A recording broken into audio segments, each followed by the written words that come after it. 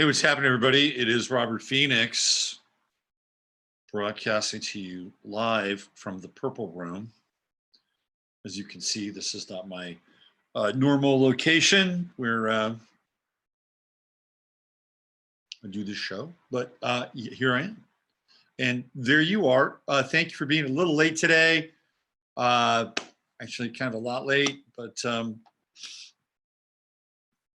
was in transit, to put it that way, in transit. So welcome to the Friday FARcast. I've got a number of topics that I think are going to be interesting, hopefully for you guys. I'm going to go over some of the Kennedy stuff, which is, again, I think, it's timely. Today's that day. And we're going to go over a really interesting story that I ran across last night, which I want to share with you because it is it's indicative of how the media works and how it is used as a bludgeon against truth and perception. And I know this is media. I get it. It's a different kind of media, but definitely going to talk about that. So we got some Kennedy stuff on the horizon. We have some interesting media stuff as well. Also, I wanted to talk a little bit today about Myles Garrett and what's happening with him, the NFL, and all, sort of going back to the reset. And the reset stuff is starting to continue to bubble up from the subterranean kind of surfaces and worlds. It's chthonic origins. All right, let's see who's got the message and is in the chat room today. See if we got any people that are showing up. People I'm running late today. Let's see who we have here. We've got Tamara. Hey, Tamara. Hey, Jennifer.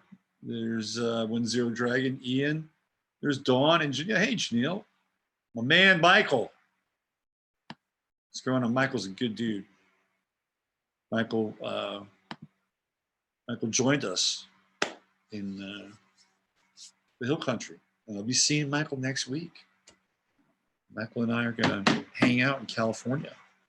So looking forward to that, Michael. And more people are starting to file in. So today, let me give you an update. Today, some of you who are connected on Facebook, I did a Facebook Live video this morning at about really short, maybe about 2 minutes, 3 minutes max. And it was about our recount, which is now taking place. And Christine, if you're listening, hopefully you'll hear what we're doing. And maybe we're getting, hopefully, perhaps a little, how do we say this, payback for how you were treated in San Diego when you went down to watch the voting process and be as close to that experience as possible, which I think is actually kind of an important thing. This eye thing is bugging me today. Look at that. It's kind of bugging me. Like I'm in the Matrix. Sorry. Sometimes you can do stupid shit. Anyway, so let me give you an update. We filed the petition for the recount. Not even a petition, we just filed it. It's a form. We paid some money, and that was on last Friday, Mercury retrograde. And this Friday, a week later, is when the recount is taking place. Mercury direct. Now, one of the things that happened to us during the election, some of the stuff that Christine brought up, and let me give you just a few more examples. So when I say Christine, meaning Christine and her experience, her election, San Diego, it's very similar stuff. So one of the things that happened, of course, is that in the state of Texas and in other states, by the way, you are allowed to do what's called electioneering. And when that means that you can hang out outside of the place where people vote. As long as you're 100 feet away from that magical line that is drawn. Because if you're 99 feet away, you're radioactive. 100 feet away, you're okay. You can talk to people, and it's kind of an important process, especially in our case, because the way that the ballot was set up was that our measure was on the back of the ballot. So if you didn't know that, if you just thought that you just had one side of measures to vote on, you'd miss our measure. And not only that, but the wording was a little tricky. If you wanted fluoride out, you wanted to stop the fluoridation process, you had to vote yes. If you did not want the fluoride, if you wanted fluoride, you had to vote no. Okay? You had to vote no. So it was actually incumbent upon us to go there and to just, you know, even from a, you know, kind of diagnostic standpoint, don't forget to vote all the way through the ballot. Our measure's on the back. And if you want us to stop fluoride, vote yes. If you don't want, if you want to keep it in, vote no. God bless you. See you later. Now, of course, you could also say, you know, by the way, if you're on the fence about the fluoride thing, can I share a few facts with you? You do that. Most times, people during early voting have their minds made up. These are people that are very serious about their votes. And so they're like, I'm fine. Don't talk to me. I know exactly what I want to do. Get it? I probably would do the same thing if I knew what I wanted to vote for. You know, but a lot of times people don't handle that very well. It's an awkward situation for them. You know, it's not like people have a lot of experience with stuff like that. So, hey, great, thank you for wanting to help me out. I think I got it. Thanks, right?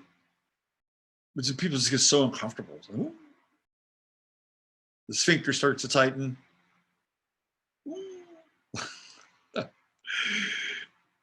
Oh, it's funny. Anyway, so when we were doing that, now, it didn't happen when I was there. And I was there, I think, twice. Jeanette was there for a whole week, and the election judge came out like on a couple of occasions because they were getting complaints from people theoretically who said that she was harassing them. I was there. I watched her. This is a meek, mild-mannered woman, super polite, very religious. She's not going to get in anybody's grill. And yet, these people had the audacity to go complain, if they did complain. And even if they felt mildly disturbed by somebody pricking their little bubble, you know, it's like, come on. It's part of the process. Part of the process. But there could also have been a strategy in play where, you know, they were told at some point, go complain to the election judge. Well, the election judge came out 4 times and then called the cops on Jeanette twice. She had to call like twice. She had to deal with the cops. Are you kidding me? So that was prior to the election. I'm just giving you kind of a recap again. But then when it happened, right? Then when the actual election went off, 5th of November, and we had people inside of 2 places.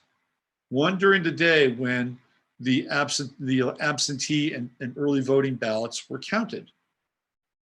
This person was told to leave at a certain point. They're not supposed to leave until it's done. And it wasn't done. Oh, we're going home now. Well, why are you going? Well, we're taking a break. Oh, she didn't know what to do. She'd never been drafted into this position before, so she left. It was within her rights to not leave, because you're not supposed to leave once the process has started.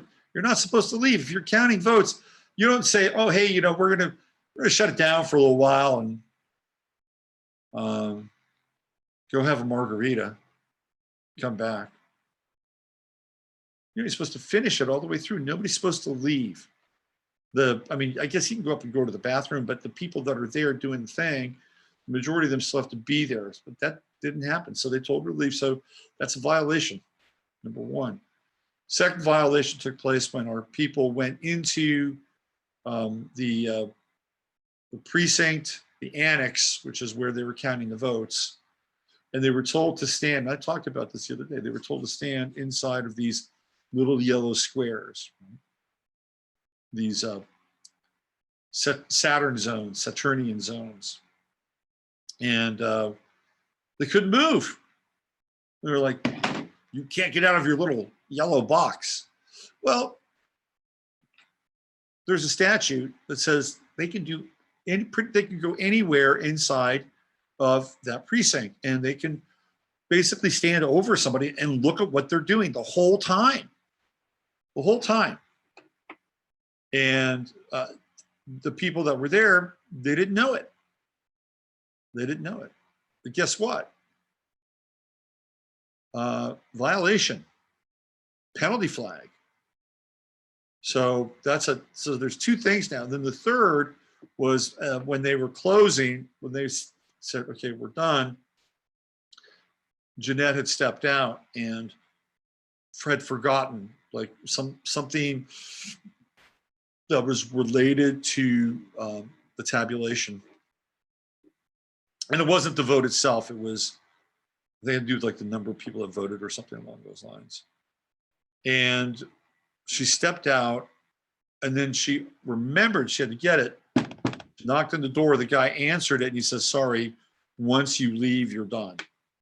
And that's not true.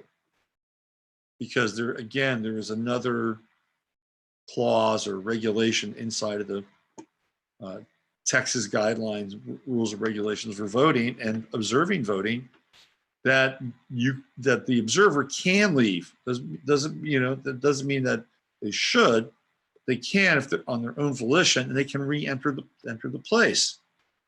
And that includes under the circumstances that Jeanette had experienced. She walked out.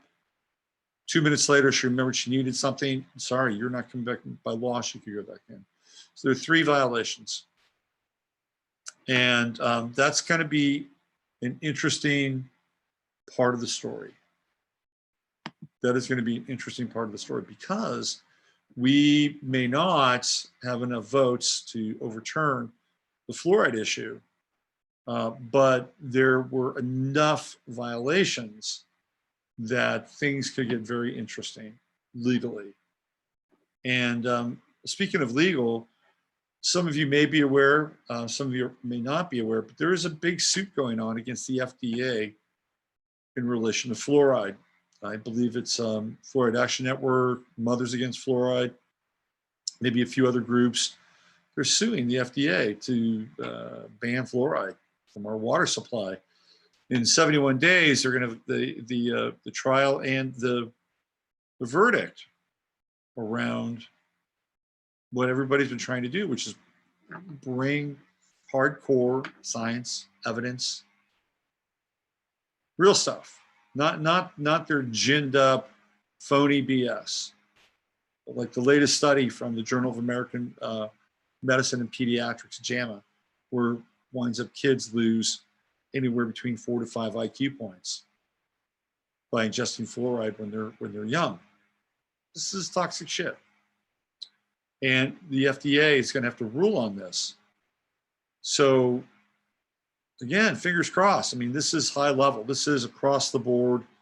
This is the United States, right? So that's a big suit coming down the pike. And then as far as we go, well, we'll find out what the recount is all about. And more importantly, I think we've stumbled upon kind of this rules of engagement, or maybe rules of disengagement, that seem to be practiced at a local level when it comes to people being observers inside of the voting process, because everything that Christine said was exactly what we went through, although hers was a bit more extreme in some ways by locating heavy machinery in the proximity of their electioneering. So we're going to see where that goes, and I'll have updates later today. If you follow Clean Water Fredericksburg on Facebook, you can find them there, and I'll put something up on the Clean Water Fred website probably later today. So that's the update from that front. We'll see. It's 11:22. It's a very high vibration. We're in a high vibration time.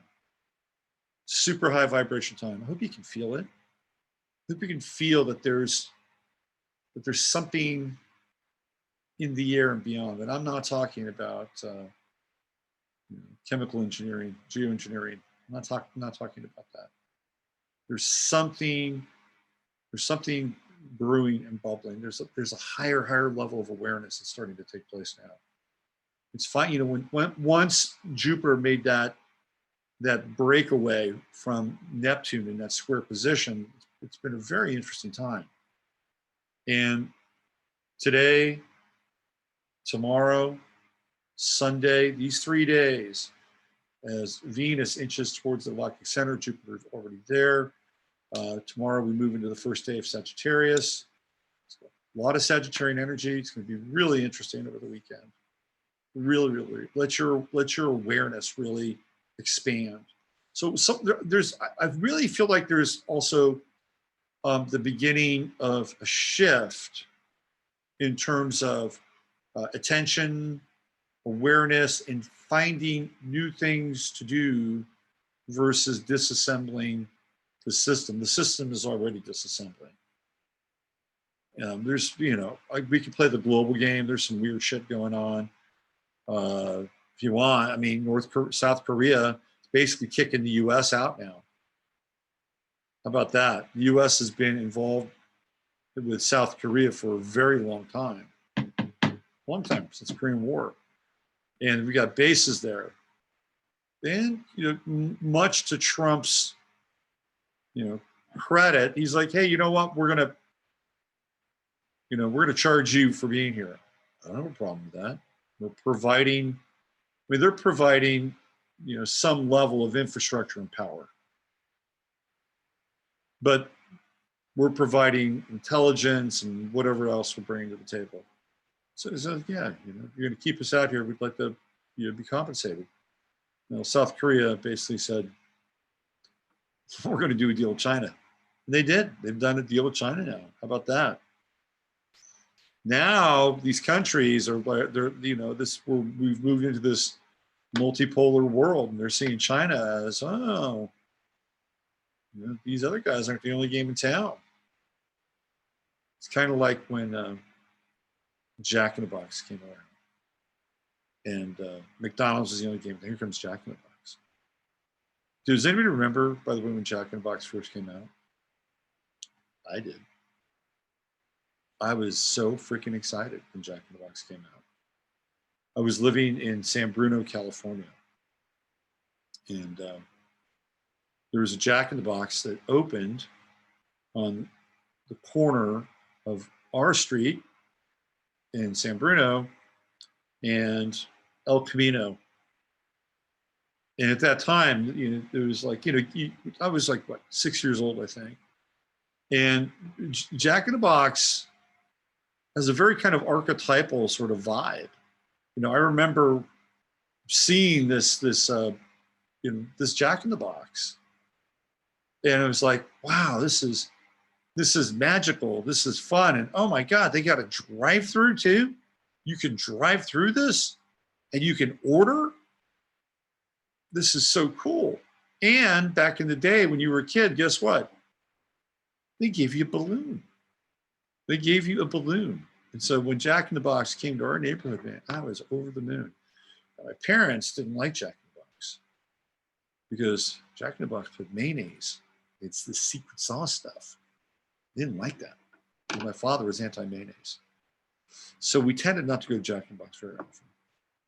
But me, myself, and I would sometimes sneak across the street to just bathed in the novelty of Jack in the Box. That's where we are now. China's the new Jack in the Box. Well, I guess maybe, I don't know, who's McDonald's biggest competitor? Burger King? Selling the Impossible Burger? Burger King doesn't even do commercials for regular hamburgers anymore. They've abandoned regular hamburgers. Burger King got bought, I think, by a Saudi firm. And they begrudgingly put bacon on their burgers. Man, they are doing prostrations. They're doing prayers 3 times a day, looking the other way, holding their nose, looking the other way, because they're cashing in on the fat of the pig on that burger. So now, it's not just the only burger. We're not the only burger in town anymore. And that's why there's a lot going on in South America right now. South America it's like juntas are us now. It's like the 70s and the 80s all over again in South America. You've got the socialist regimes, which are, they're doing everything in their power now to kick those guys out. That's what happened with Evo Morales. He's gone. Evo Morales was doing deals with China, big time deals with China. And he's gone. That's what they're trying to do with Maduro. They're trying to get him out.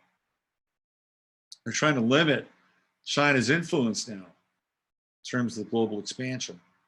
And well, good luck on that. It's really interesting because you can always feel like the hidden hand of Israel and the Mossad behind a lot of this stuff, because they work hand in glove with the CIA.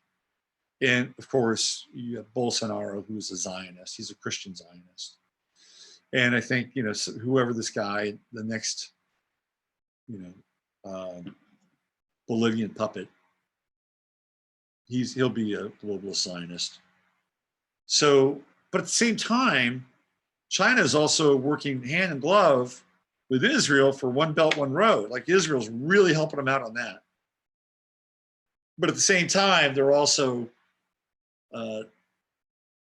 getting involved in South America and making it more difficult for China to do business in South America. We live in a weird world. Speaking of Israel, Benjamin Netanyahu got arrested for corruption. He's been fighting this thing for a long time, and I think of corruption on the political scene much like holding penalties in the National Football League. When the play is started, the ball is snapped, you have large grown men charging full speed at other large grown men who are trying to keep them from getting to another man who is not as grown and large. And they'll do anything they can in order to keep that raging bull from tackling their quarterback. A lot of times they'll grab onto this and clutch, and man, you don't want that guy getting hurt because you'll lose your job. So the National Football League, holding could be called pretty much on every play. That's rare. If there's a play or 2 plays or a whole series of plays, say 4, where there's no holds, they could call it any time because that's the nature of the beast. It's like corruption. Corruption's always taking place in politics. It's always there. They'll throw the flag when it's expedient, and they have to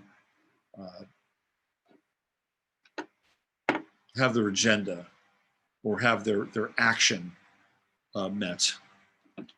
Bitcoin is up 5.23% in the last hour. It's up to 7,266, just in case you're wondering.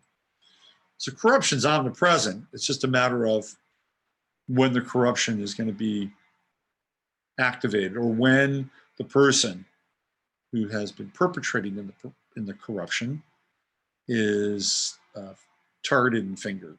And now's the time. What you're seeing here is very important, right? You're seeing I said I was going to talk politics, but you're seeing some very important things here. Mike Pompeo is resigning.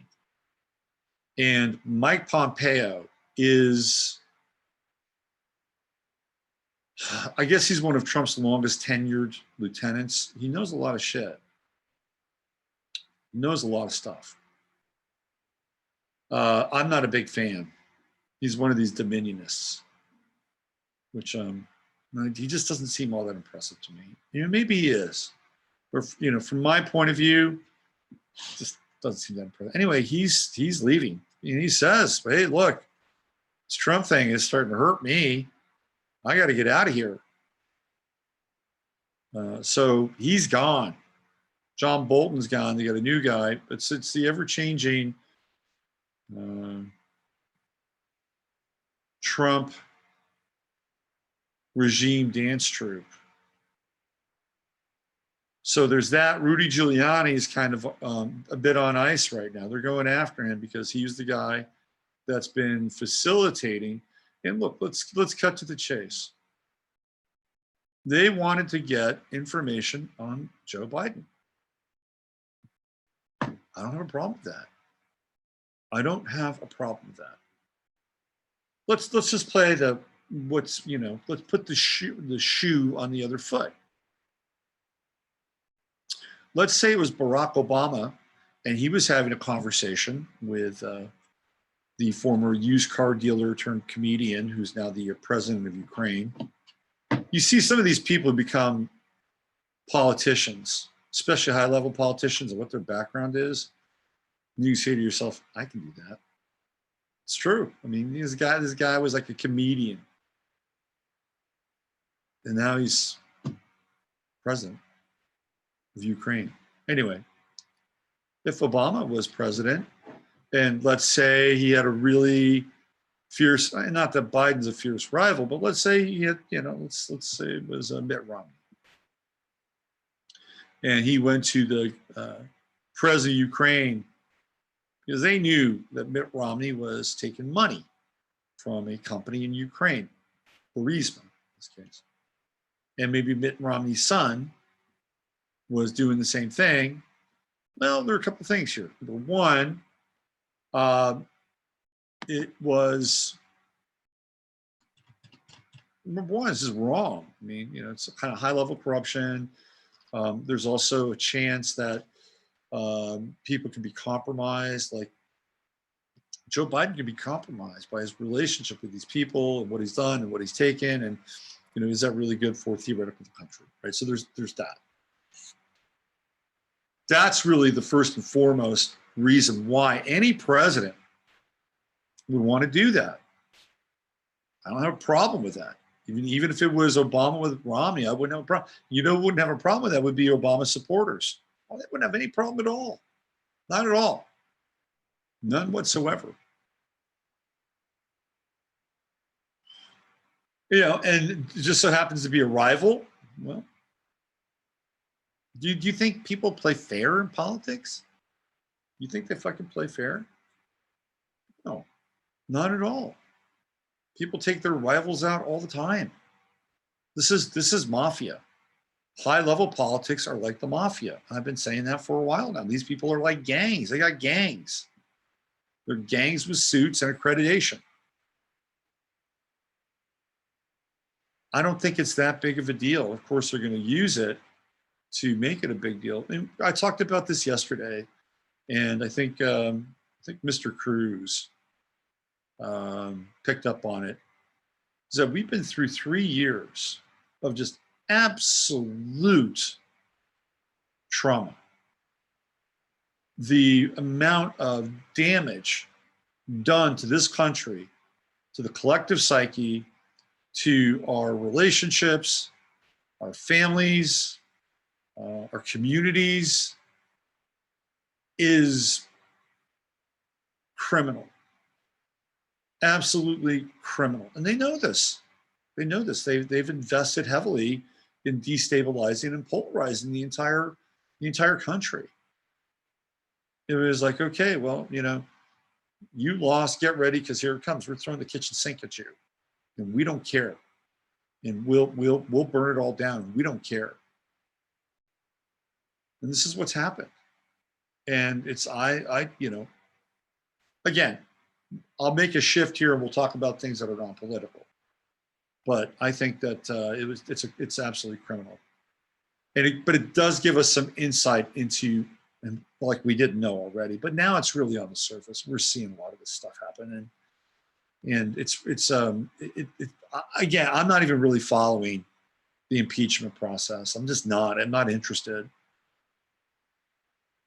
Because what's interesting is I'll read one news source and they'll say this Sondman guy just absolutely buried Pence and Trump and Giuliani and Pompeo. He just buried them all. And then I'll read something else and say Sondman vindicates Trump. So we're in this weird time where people will parse bits and pieces of information to fit their own filter, bias, and agenda, which means that they're really not dealing with objective truth. They're dealing with truth that is tailored for their subjective experience. That's what's happening. Just look back and, every time somebody went before Mueller and brought theoretically, this is it, we got him now, we got him now, we got him now. And then they would print all these stories about why this person, why this specific piece of information. It was like the meeting with the little Russian Matahari. Oh, that was it. And this meeting, man, it was really going to bury Trump because they took a meeting inside a Trump Tower with these Russians, and Jared Kushner was there, and Donald Trump Jr. was there, and Paul Manafort was there. Oh, we got him now. We got him. The meeting wasn't shit. It was a setup. It was a total setup. It was a total setup. And, Don Trump, is he the brightest guy in the room? I don't know. You should not be hanging out with Charlie Kirk. That's a bad look, man. Really bad look. Really bad look. Oh, let's sell the new conservatism. Anyway, didn't work though, did it? In fact, I think the Russian chick is in jail now, if I'm not mistaken. Oh, what about the porn star? Oh, we got him now. We got him now. We got him now. We got him now. We got him now. Oh, campaign violations. And we got Michael Cohen. He's going to sing. And nothing happened, right? Nothing happened.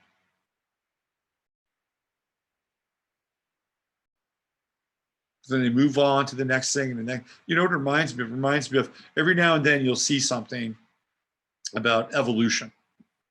Like they'll find some weird kind of buried animal, or they'll find an animal that maybe they made up or something. Oh, look what we found. We found a really interesting species that gives us another clue into the evolutionary process. And scientists think that this gets us one step closer to the intermediary species. They run that out about 3 to 4 times every 3 or 4 years. It's a new creature they find. Oh, look, we're getting closer to it. Ha, ha, ha, ha. Just reinforcing this ridiculous notion of their version of evolution. This is what it was like with Russia. It was the Darwin effect and failure. But look at what's happened. People are waking up. They're seeing. Like, it was really interesting. Like, there's a guy that I listened to on the radio in San Antonio. He's actually really, really bright and very funny. He's one of the brightest and funniest voices on talk radio, bar none. This guy should have a bigger audience. His name is Sean Reimer. He's super funny. He's super smart. And he doesn't take himself seriously. And he just said, I'm not paying attention. I'm not paying attention to the impeachment stuff. This is because it's ridiculous. I'm not going to give it my time. I'm not going to waste my energy. But this is what's happening with people now. It's like, so if we're not there, well, where are we? Where are we going if we're not there?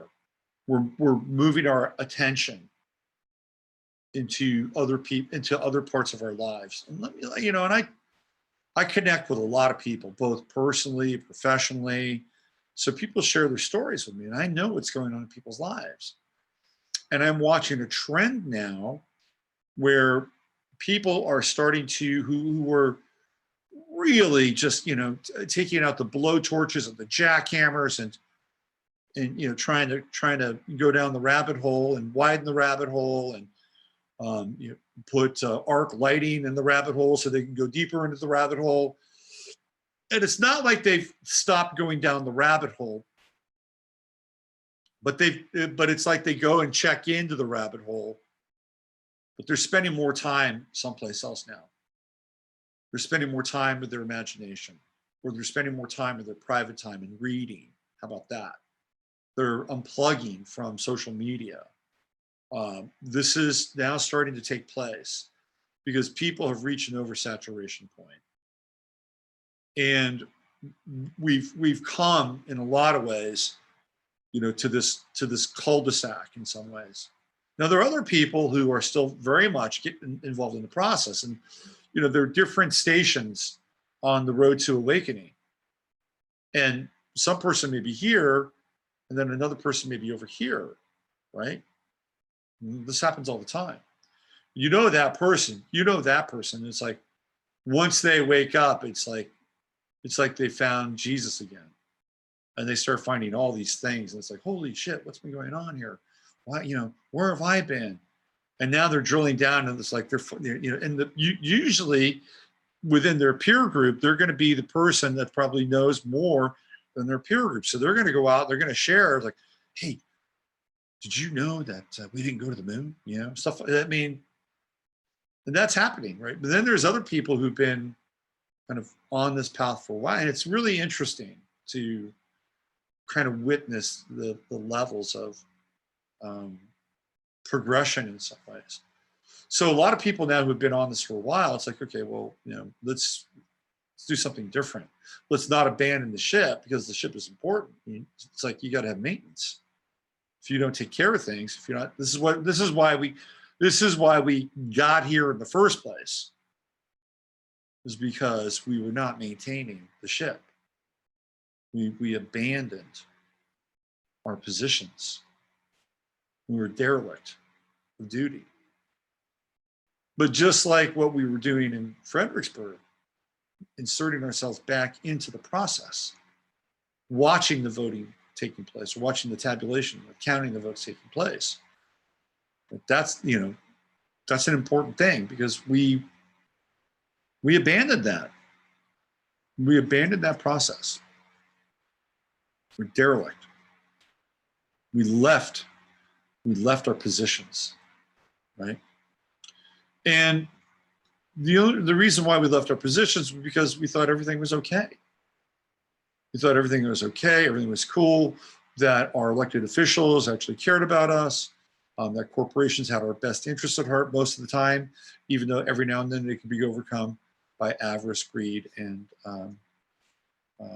poor manufacturing processes and standards.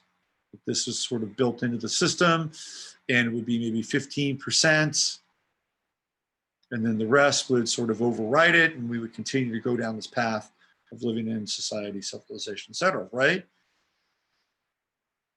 There was that. I'll never forget, one time I was watching this video. It was a really interesting documentary, and it was during the Bush administration, Bush 2. And I believe it was Tom Brokaw who was doing this documentary. And it was on super churches in the US. And he was interviewing all these different people who were a part of this one mega church. In fact, it was, if I'm not mistaken, it was Ted Haggard's mega church in Colorado. I think it was Colorado Springs. And there was this woman there, and he was talking to her about her faith, and he was talking to her about George Bush. And she said, well, the president's a Christian. I know he's a Christian, and because he's a Christian, I trust him. And that's one less thing I have to worry about.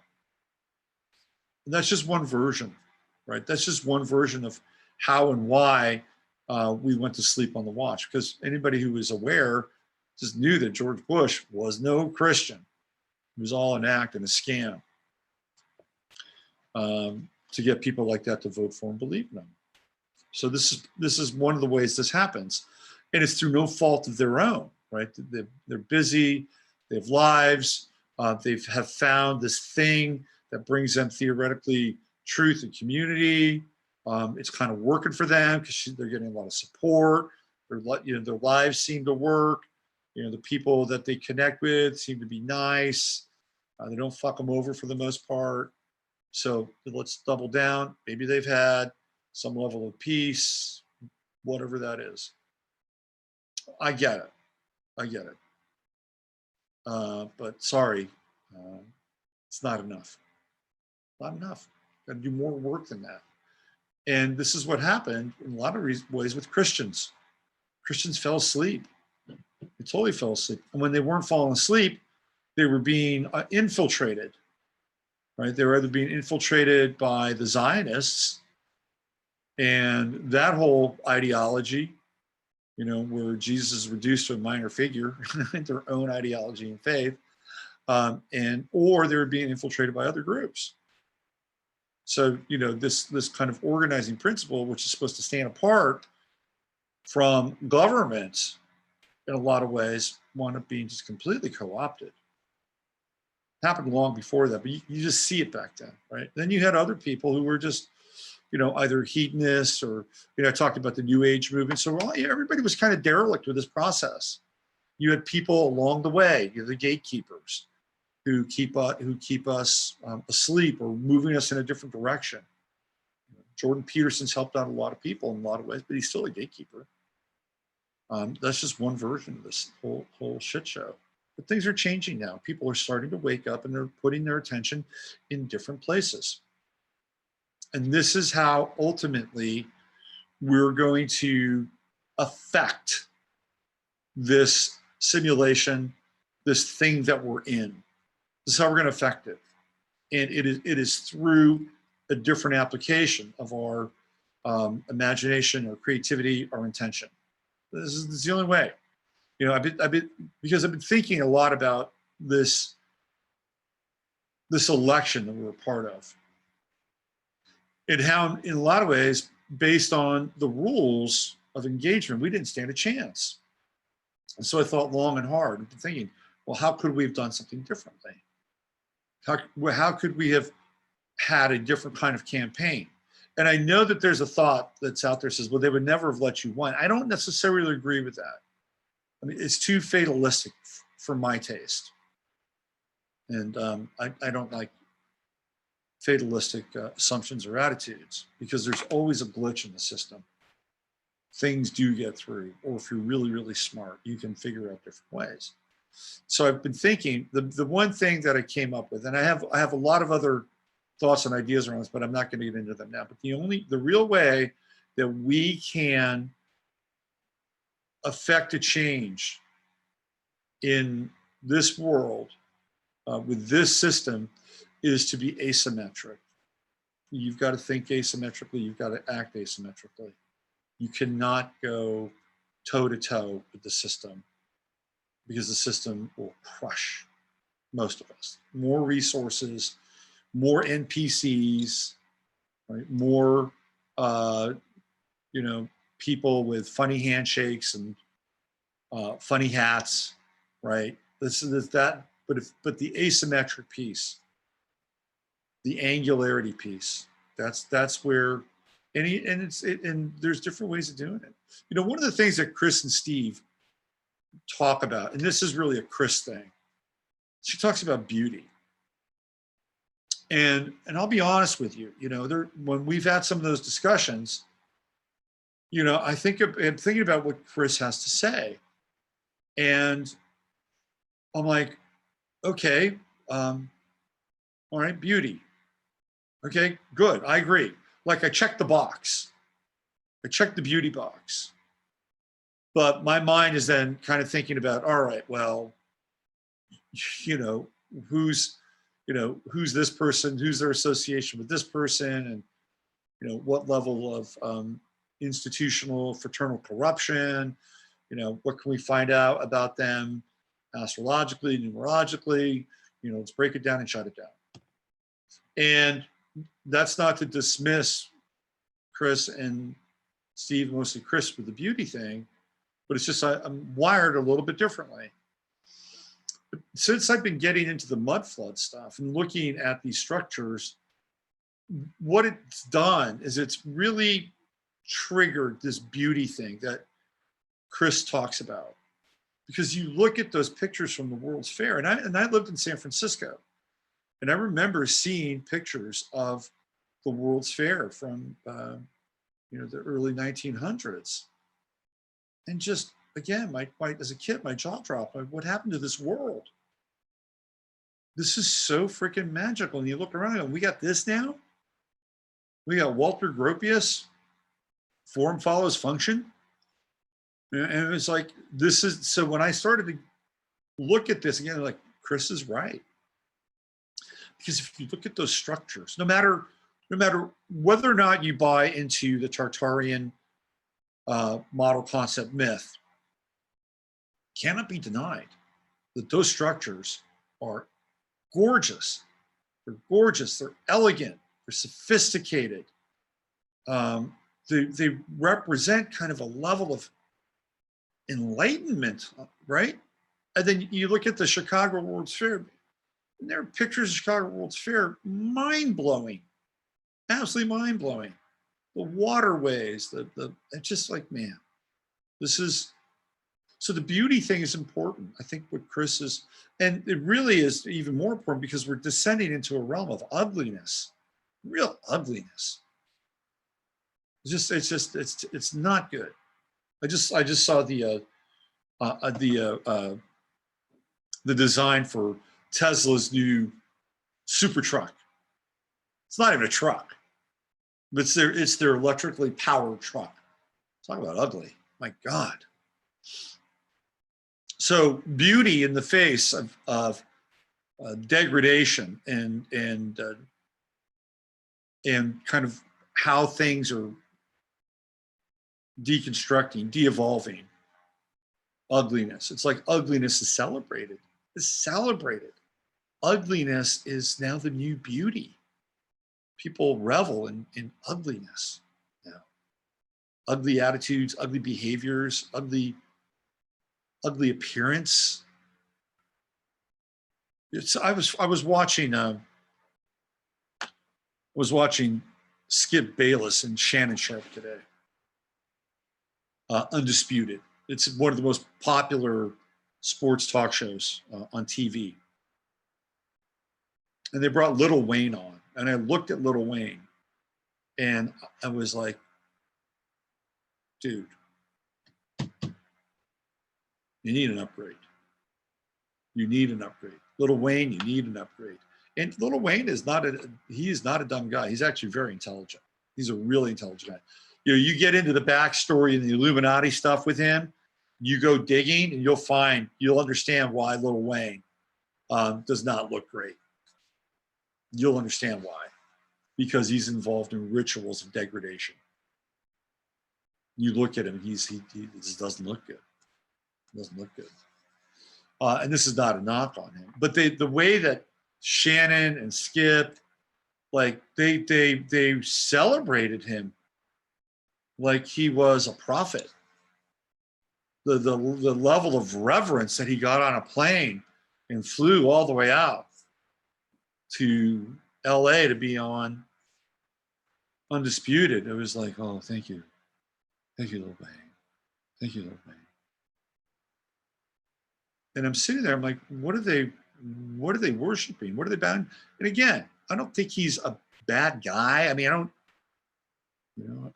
but his energy was terrible. His physiognomy was terrible. He was, he's smart. He's a smart guy, and but this is, I'm trying to parse this in a way, like this is what our society celebrates.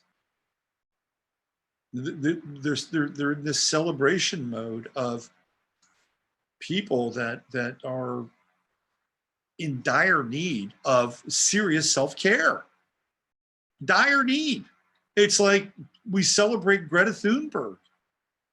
We celebrate somebody who, and she's not ugly. Greta's not ugly. This is not a knock on her physiology, but we're celebrating the fact that she has a disability and she has OCD, right? And now her disability or OCD are superpowers. And this is what we're celebrating. It's all wrong. We're not celebrating. We're not celebrating somebody who's like healthy and well and has their faculties about them and is living a clean life with a clean diet and is able to think rationally and logically and step outside of the herd because their thinking won't always agree or be. That is not celebrated. And in fact, that has a new name, right? That's called white privilege. White privilege, and is denigrated. Now, maybe to some extent, it might be celebrated in so-called non-white communities, right? Maybe. Maybe. What about somebody like, what's her name? Candace Owens. She, checks all those boxes. Is she celebrated? Well, a certain group of people would celebrate her, but, not the mainstream media. I want to get into a mainstream media story. So this really grabbed my eye. And then I'm going to get into some of the Kennedy stuff, and then we'll cycle out of here. I want to show you this story. This is how the beast works. Okay? That's how the beast works. So I was looking for stories, some material around vaccines, because I had heard a certain group of people have a different vaccine schedule or even different vaccines than other groups of people. So I was trying to find some validity to that on the internets. And while I was doing that, I found this really interesting story. Let me punch it up.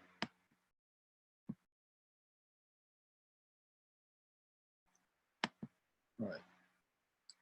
So we do a little experiment here.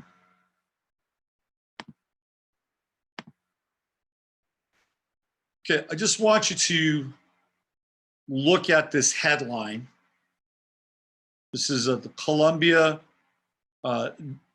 Journalism Center, or Columbia Journal of Research. Anyway, look at the headline. It says, measles outbreak pits orthodox media against anti-vaxxer movement. What is this headline saying?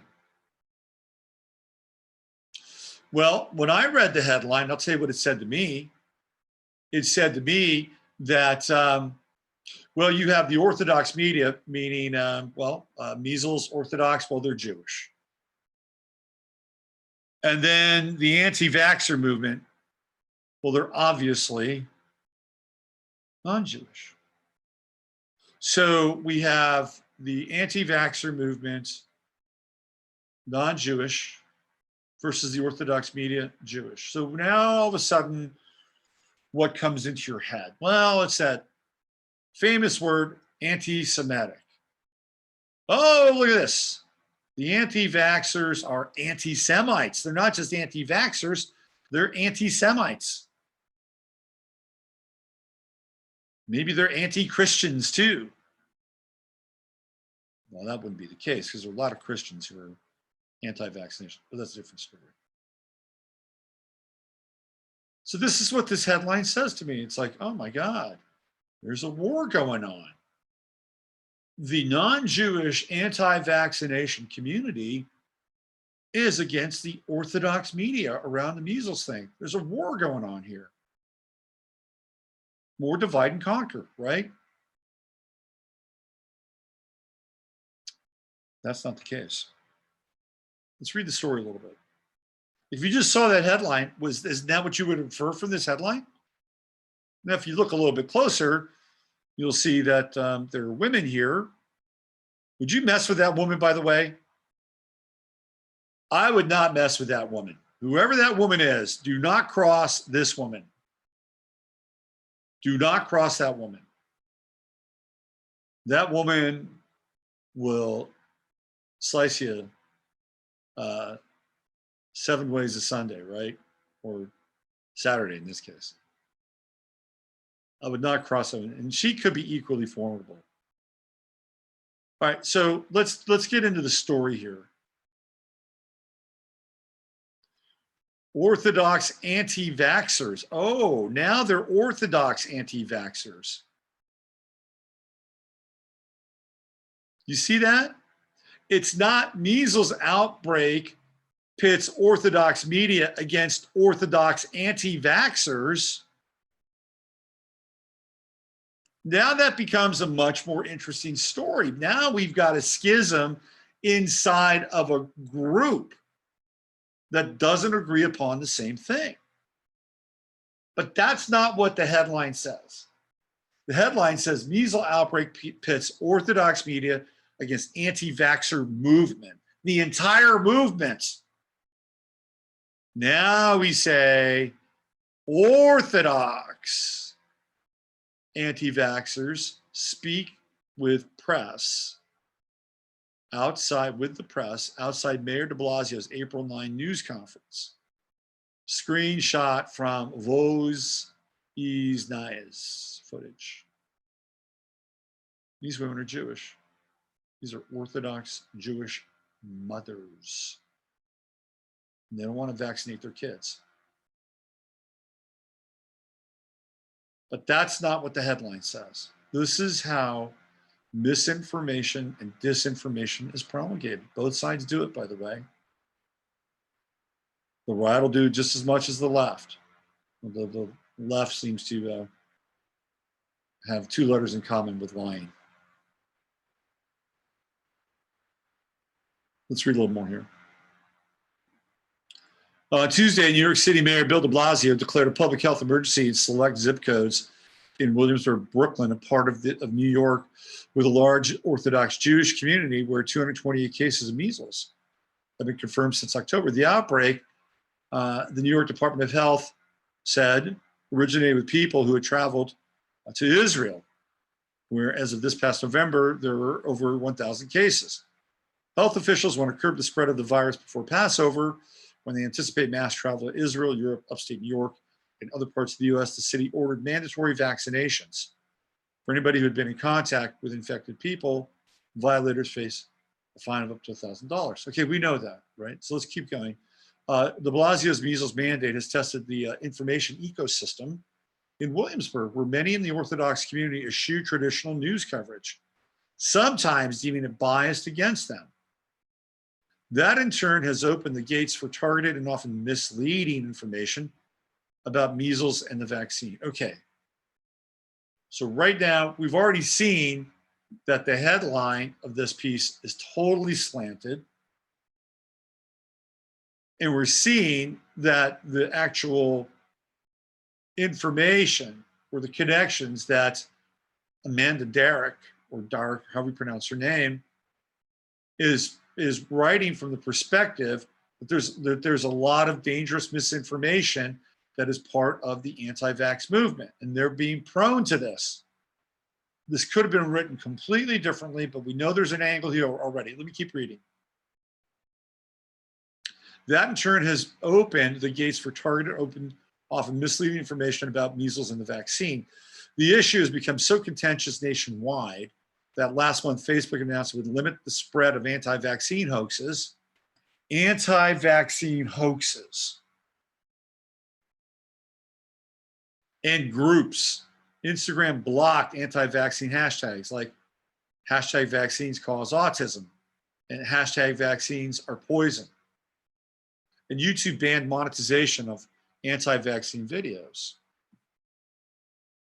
Because these outlets all agreed on banning, deplatforming, censoring, does it make them right? Right? Because they're the de facto marketplace for the exchange of information.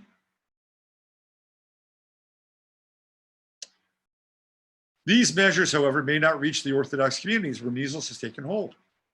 The mandate is a waste of time, says a mother who is a member of an Orthodox Jewish community in Brooklyn. Honestly, most Hasidim in Williamsburg don't have access to the news or social media. Maybe that's a good thing. She told me in a text message on Tuesday. It's a completely insular community. I don't even know anyone in Williamsburg, so unless they post her everywhere, it will be a lost cause. That's an interesting statement. She doesn't even know anybody. On March 29, I met with the mother in her apartment. She paged through Zine Gesint for Health, a glossy magazine-style brochure she picked up at her pediatrician's office. So she's seeing a Jewish pediatrician. She will not go see a non-Jewish pediatrician. She's picking up a Hebrew health magazine or pamphlet inside, right? So she's already in this network.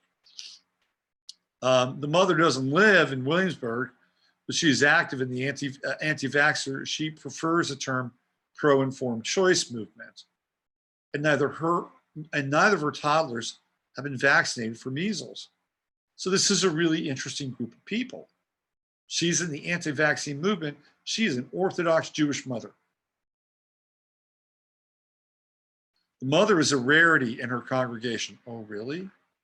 Soon after New York County issued its March 26 ban on unvaccinated children, her public space, she received a congregation-wide email from her rabbi saying that he had consulted with rabbinical and medical authorities and asking that anyone who chooses not to vaccinate themselves or their children not attend services or any community events until the health crisis ends.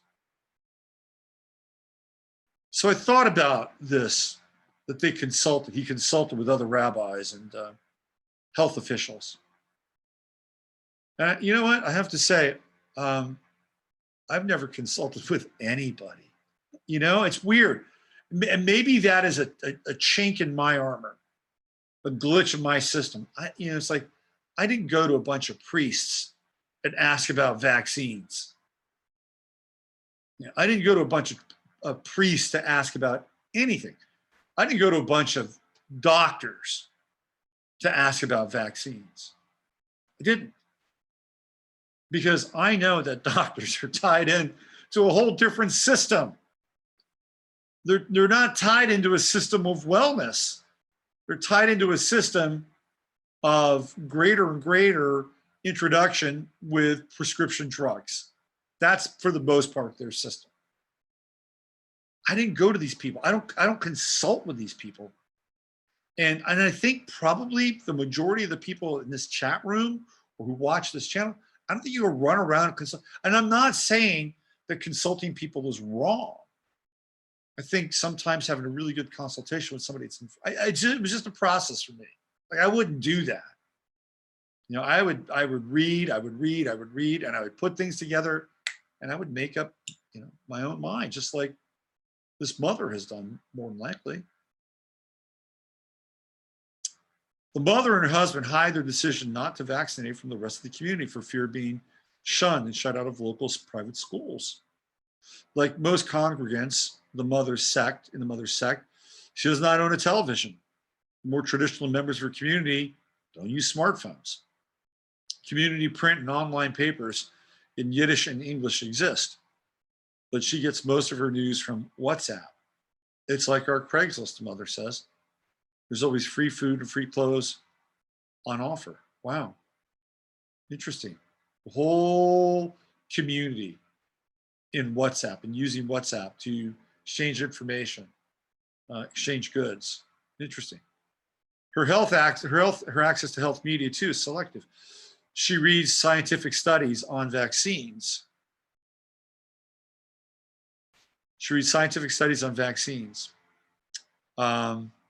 Let's see, what else? She reads scientific studies on vaccines at a pace.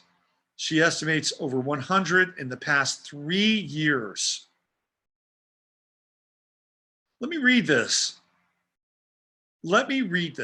She reads scientific studies on vaccines, and she estimates over 100 in the past 3 years.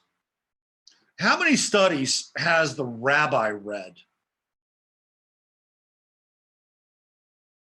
I bet you he hasn't read one study. Instead, he'll go to somebody else, another rabbi, who may be thought upon as being a very wise man in that community.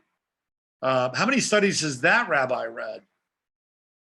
He'll go to the health practitioners or the health authorities. How many studies have they read? I guarantee you it hasn't been 100. This is what I'm talking. This woman's read 100 of these things. She first heard about the current measles outbreak on an anti-vaxxer WhatsApp group of roughly 50 other women she belongs to. There's a counterpart group for fathers as well. While she receives publications encouraging vaccines and explaining the science behind them, the mother reads them but doesn't believe what they say and calls them condescending. Zim Gazint, the publication produced by the Hudson Valley Health Coalition and the New York State Department of Health to target local Jewish communities, she says, is propaganda based on emotion to scare people, basically brainwashing. Zim Gazint was originally sent to every household in Monroe County and is now distributed in local pediatricians' offices in New York's Orthodox communities. It is one of the only publications Orthodox families have access to in deciding whether or not to vaccinate their children. Just imagine how you would feel if your unvaccinated child was the one to put a young cancer patient's life at risk. The mother reads, mocking the brochure. Right, so what they're saying is that the cancer patient who is going through some form of treatment, chemotherapy, radiation, their immune system has been suppressed.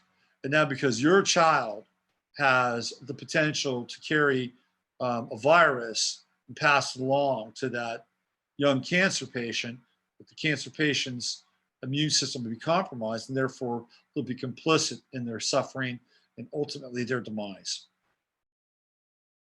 No shortage of guilt on display there. The mother also shows me a strongly pro-vax opinion piece by Rabbi Aaron E. Glatt, MD, in one of the papers she reads, The Lakewood Scoop, which is run out of Ocean County, New Jersey. Anti-vaxxers in the mother's community explain their concerns in religious terms, in part as a rabbinical dispute over the principle of Jewish law, pekuach nefesh, or that of saving a life, is more important than any other religious consideration. The mother takes that to mean she is required to maintain the purity of the body. To try to improve on it is to question God's work. Glatt, on the other hand, writes that it is a mitzvah, good deed, and a chiyuv, requirement to get vaccinated. I feel compelled publicly to speak out against non-vaccinated assisted death. Wow. Talk about an extreme position. Others in Brooklyn are outspoken advocates for vaccinations in the Jewish community. Albert Friedman, who is Hasidic Orthodox and the publisher and editor of Die Zeitung, an independent Yiddish language paper, says he has published regular articles about the measles outbreak since the news broke in October. He prints about 9,000 copies a week of his paper and does not track online page views, though he says he has readers as far as Israel and Australia. On Tuesday afternoon, he rushed to meet deadline on content covering de Blasio's mandate and New York Governor Andrew Cuomo's response, questioning the legality of the move. Die Zeitung encourages vaccination, though Friedman receives occasional complaints from anti-vax mothers. Listen, there is zero religious reason not to vaccinate, he says. I tell them, get me a letter against vaccinations from any rabbi, and I'll publish it. I never got any letter yet. The mother's rabbi, she says, is easygoing about refraining from vaccinating. You know why the rabbis won't publish a letter? They don't want to be on the record of going against the religious mafia that exists inside of their own faith and belief system. You do not, look, to be outside of the group is almost suicide. You know, once you're outside of the cover of the herd, guess what happens? All of a sudden, the crosshairs are on you. That's why the herd runs together. That's why they're together. You get outside the herd, now all of a sudden the predators are, licking their chops, whether it's a hunter or whether it's a wolf. And that's why, that's why people inside the herd stick together, because there are other bodies around. And it's hard to get a fix on you, right? That's why the rabbi, because they have a herd mentality. By and large, religion is a herd mentality. I'm sorry. It's the way it is. I'm not saying that belief or faith is a herd, because ultimately, what did Jesus send on to do? Well, he stepped away from the herd, and you got the crosshairs on him. That was the big story there, right? He stepped away from the herd. He's like, I can't be bought. The devil can't buy me. The Sanhedrin can't buy me. It's not going to happen. It's not going to happen. Can't be bought. And I'm going to say things that are going to be against the religious and cultural traditions of our time, at that time.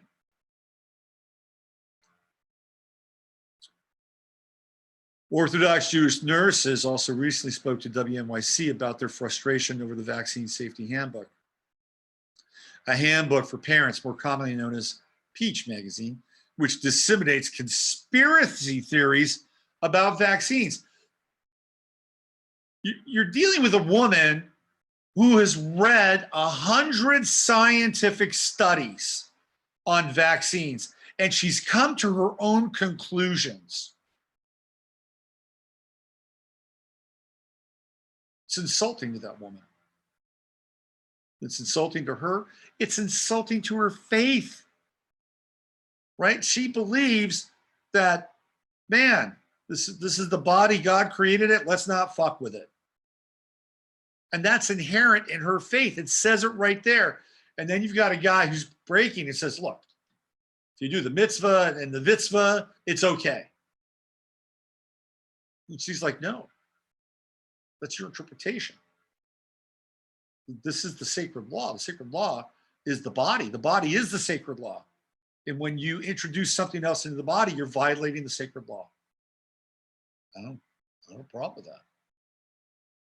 Some people might. I don't. That's what she believes. It's her family, her kids. They're in agreement. Anti-vaxxers remain. Oh, here, let me continue to do this. Hold on a second. Where are we? We got a little. Including that they may contain tissue from live aborted human fetuses to the community. Is that a conspiracy theory? Peach landed on community doorsteps over 2 years ago. Come on, over 2 years ago, and we're supposed to take you seriously, Amanda Derrick? Peach landed on community doorsteps over 2 years ago, and the Hudson Valley Health Coalition published to Ziemgezint in response in 2017, or Ziemgezint. Some vaccines are grown using animal cells, but then they run through a purification process that most Orthodox rabbis consider kosher. Okay. Most prominent, not all prominent, most. All right. Anti-vaxxers remain skeptical. Peach references the Nuremberg trials and its comparisons of vaccines to medical experimentation. The editor of What Is News, a New York-based news blog, says the Orthodox anti-vax movement is an iteration of the larger anti-vax movement in the US. There's no such thing as a religious reason for not being vaccinated. The editor, who is a Chareti Orthodox and protects his identity from the community, says he also uses his platform to give the outbreak maximum coverage so the community can be informed of the danger. However, he does voice concern that the Rockland County ban on vaccinated minors in public places will increase prejudice against the Jewish community. It's all about perception. He's more concerned about perception. Meanwhile, the conflict has grown heated within the community. In an interview outside de Blasio's press conference, the editor of Voz Isnies reported a confrontation between Orthodox pediatrician named only as Dr. Adler and Orthodox anti-vaxxer women. How can you take away my religious exemption? One mother asked him. The research you're doing is coming from lies, Adler said. As for the mother I visited, if authorities learn the mother is not vaccinating her children, she says she'll simply pay the $1,000 fine. I will move out of New York if it will mean I can live my religious life in peace. Wow. I didn't see this. What does this look like? Let's check this out. Oh, hold on. Let me stop this. Give me 1 second. Let me see if we can do this. I want to get to it. I want to get to the confrontation. All right, looks like where the confrontation is. I've never seen this before, okay? So this is a YouTube premiere. Give me 1 second. Let me set this up. We'll experience this live together, or at least live here together. I want to hear what these mothers have to say.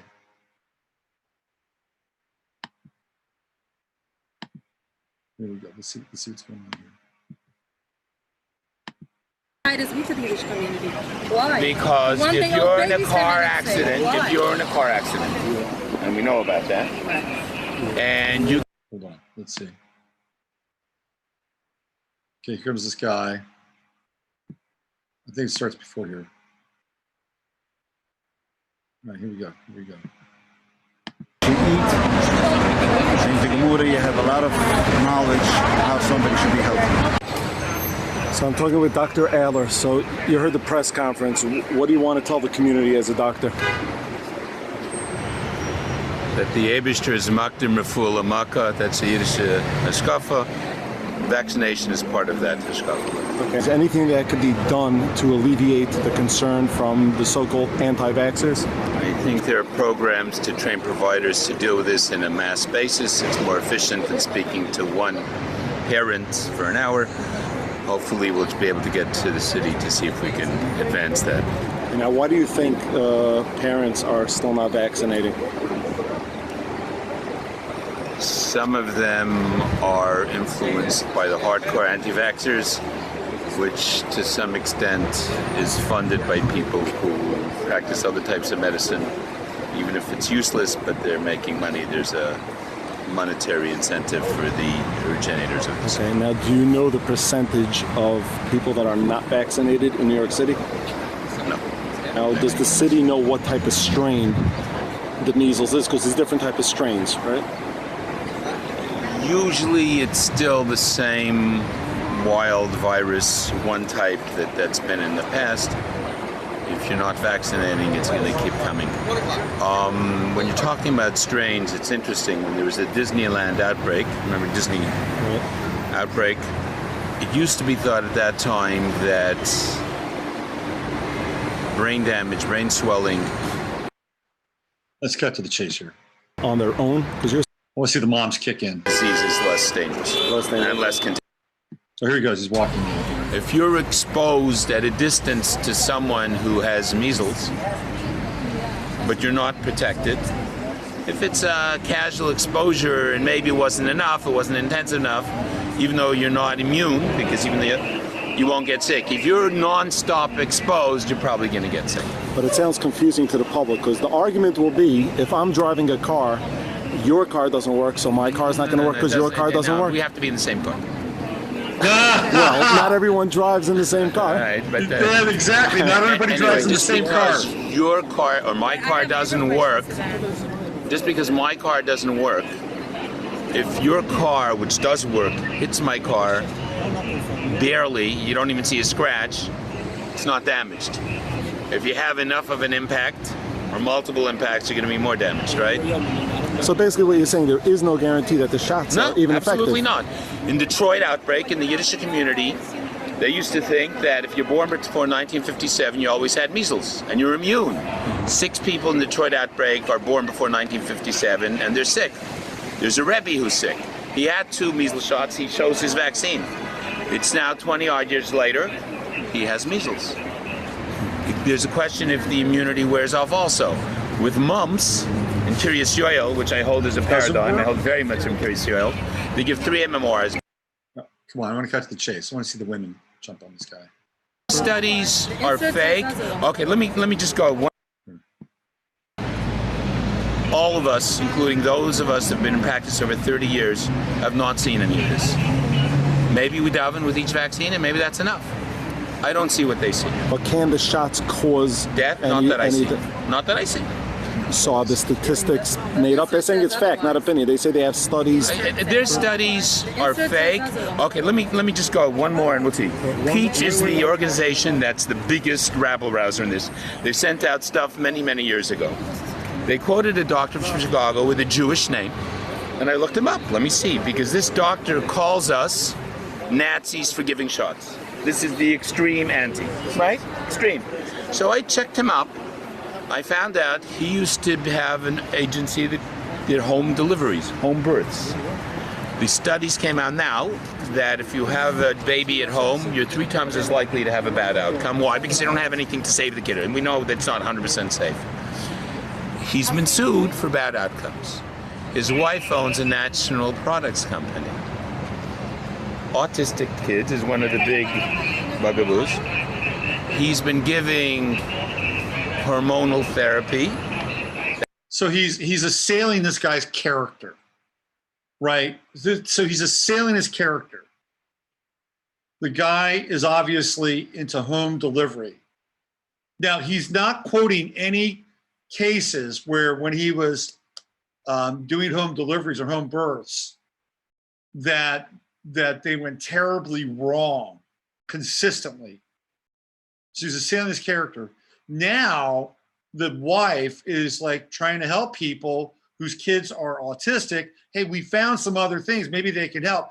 Now he's ascribing to that couple that they're in it for the money. That they're in it for the money.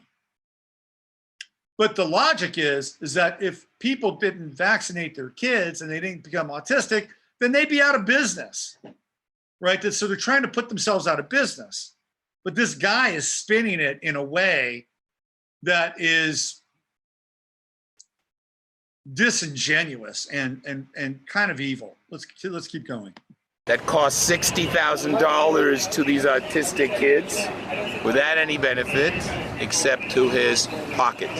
If you start tracking down, we're not, again, we're not giving HPV vaccine unless someone's on the college. Okay, again, we're talking about what we give the Yiddish community as a rule.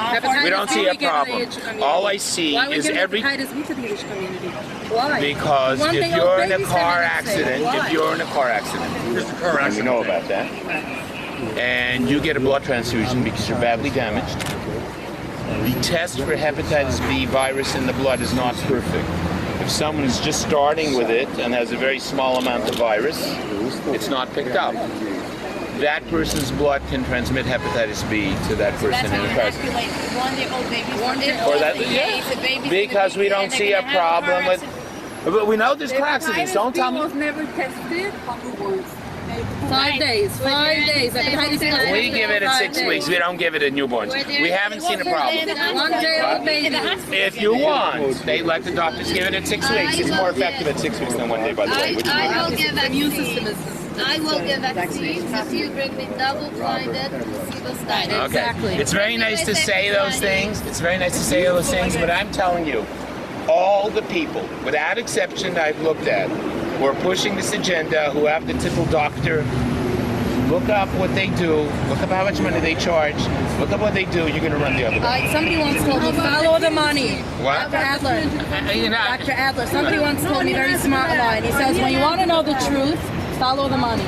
I followed the money and I got to the pharmaceuticals. That's where it ends. Okay, to me, pharmaceutical is the ones that make drugs. Well, We don't they're the use ones the that make drugs. them But again, the vaccine is a different industry in a sense. Why should it be different? Why is it different? Who's making it? Merck? Because Merck is vaccines are not quite the same. It's not quite the same. Why is it I not have the a different same? question. 2011, Yeah. the Supreme Court ruled that vaccines are unavoidably unsafe, right? We had to rule Okay, I'm going to tell you again. We're not here to I'm argue, going to tell Dr. you Adler. again. I'm coming to a din de cheshbon after 120 years. I know, but and then let me finish. I have not seen a problem. I'm as busy a pediatrician as anybody. I speak to other pediatricians who are also going to have to give a din de cheshbon. We don't have a problem with the vaccines as a rule. But let me give a caveat. Let me give a caveat, and I'll tell you a little more. Talking about the pharmaceutical industry that you're so worried about. If my vaccines would be made in China, I would probably be giving no vaccines. Let me go beyond that. Let me go beyond that. There's antibiotics that we have to sometimes give, intravenous antibiotics. One is ceftriaxone. Some of the pharmacies get it from China and some other countries. We look up those antibiotics made in these countries with no standards can kill you. So, no, I'm just going to finish. I do care enough that I'm not going to do what I know is unsafe. That means I may not give vaccines if it's all made in China. Okay. I just want to say something. You keep on saying that, you're the doctor, you're going to have to give them from the Yeah, I will. Right, but we are mothers, and Hashem entrusted the kids to us, right? Again, I'm going to tell you again, look up the people who are saying these things. I'll let you. Okay, so the kids were entrusted with me, and I'm right. So I'm telling you right now. No, I just want to answer. The research you're doing is based on fake people. I researched from the CDC. I'll show you my papers. I printed out the studies from the holy CDC. One question: when you give a vaccine for a child, do you feel the infant with a mother before you give it? We tell them what the side effects are that we Do see. you read through the entire insert? No, because we've never seen that. That's a legal document by lawyers. I'll say it again. What do you mean by lawyers? Who's the lawyer? The lawyers that set this up. LAW, out of YER becomes lawyers. I have not seen. Look, all I can tell you, maybe because I doubt it. No, well, that's a story about like nobody lets So my us finish is that God entrusted me with my kids. I'll let and you I have to talk. do what's best for my kids. I'll let you And I have talk. a hard time with that. I love these women. They're great. They're totally great. And the guy's just he's just another peddler. You know what's really interesting, by the way? What's really interesting is that they're talking about science, right? They've read the studies. And what they were talking about, which is what Del Bigtree talked about, is that they don't have a lot, like they start giving vaccines to babies day 1, day 2. They keep them under observation for 4 to 5 days, and that's it. They're done. Those are their case studies. They don't look at what happens 6 months, 8 months later. You know why? Because they don't want the information. They don't want the data. And that's what he was talking about. Well, 6 weeks. Those women have spent the majority of their time reading the papers, doing the research. They know what they're talking about.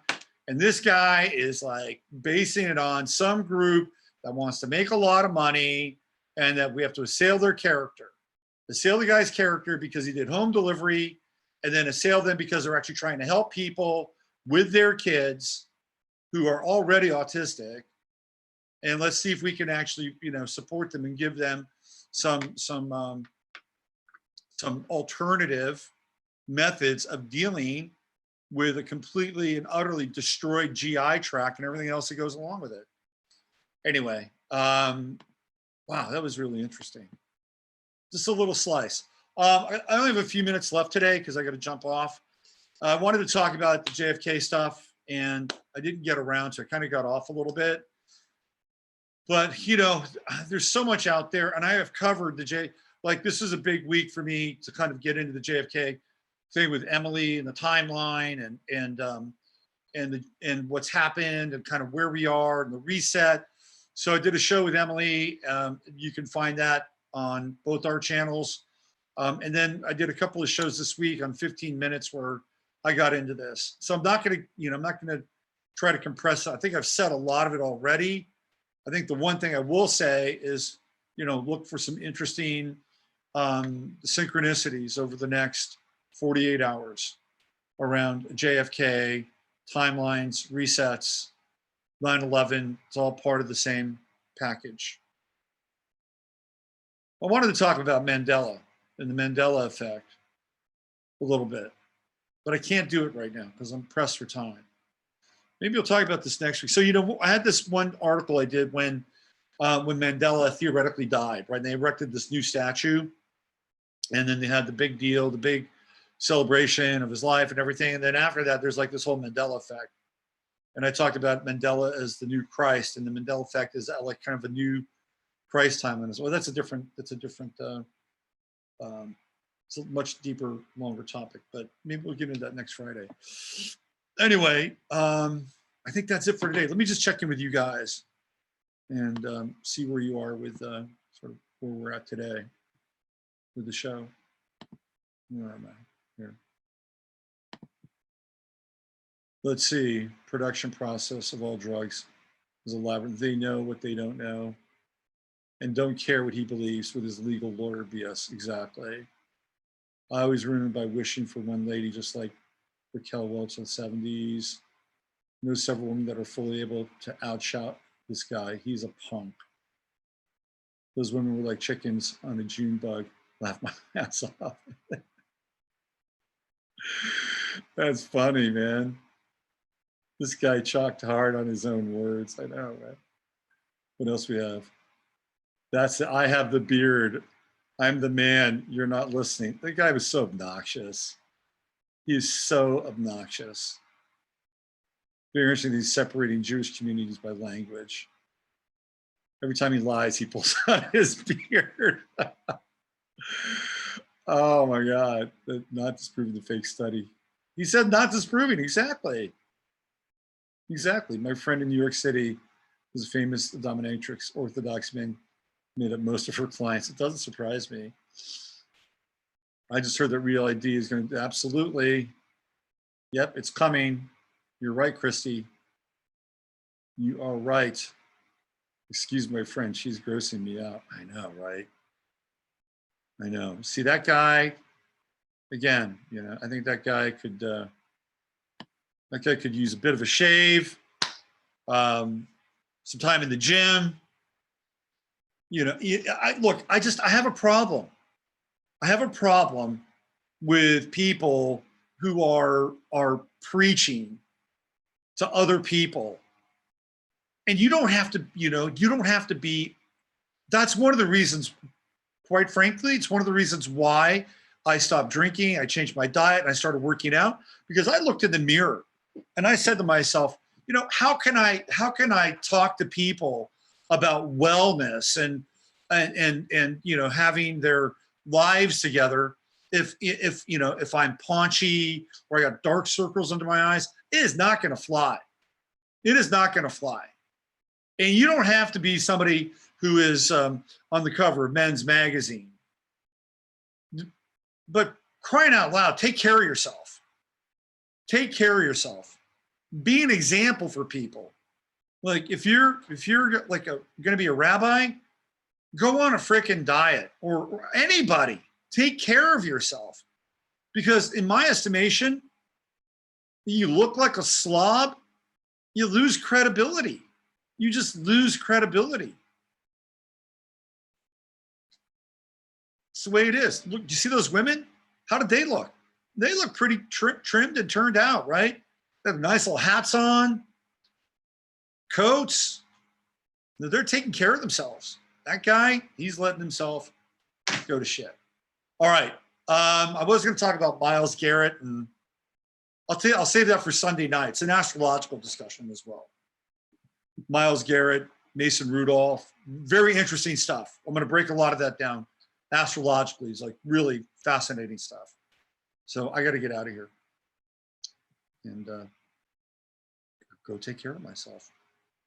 Let me just check in with you guys in chat. Let's see where you're at. Chatlandia, where you at? See what's going on here. Let's see. Move you up.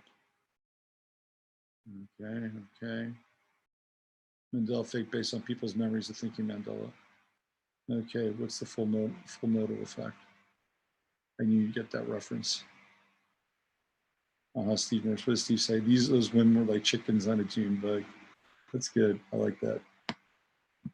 All right, I think we're good. We're out of here. Thank you, everybody. Use your head in order to discern what's real, your heart to say what's possible. Big shout out to those Orthodox moms in Brooklyn. Huge shout out. Good for you. Stay the course. Stay the course. And, you know, I hope you're getting some support somewhere because that was pretty inspiring stuff.